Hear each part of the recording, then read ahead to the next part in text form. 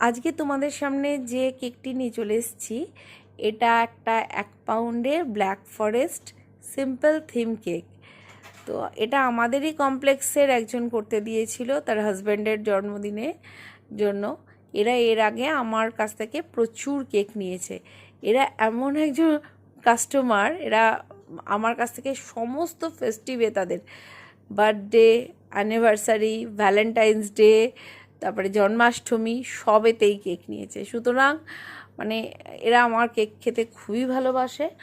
আর সবথেকে বড় কথা হচ্ছে যে এরা বিভিন্ন ডিজাইন যেগুলো পছন্দ করে, আশা করে যে সেগুলো আমি করে উঠতে পারবো। আশা করি যে তারা এতদিন যা ডিজাইন দিয়েছে আমি করে উঠতে পেরেছি, সেই জন্যই। এই কেকের ডিজাইনটাও তারাই কাস্টমারই পাঠিয়েছিল।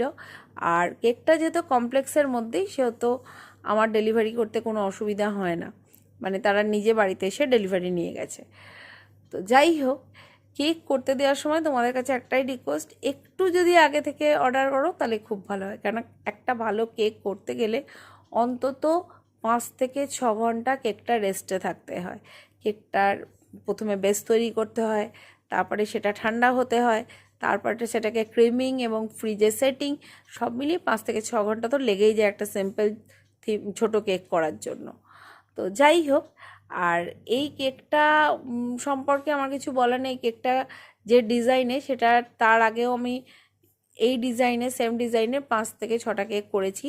এই ডিজাইনটার সুবিধা হচ্ছে কেকটাতে ডটার বা সান তার বাবাকে এবং ওয়াইফ তার হাজব্যান্ডকে কেকটা একসঙ্গে গিফট করতে পারে। ওপরের লেখাটা দেখেই বুঝতে পারছো। সেই জন্য এই কেকটা চলে খুব ভালো, মানে ডিজাইনটা অনেকেরই পছন্দ হয়।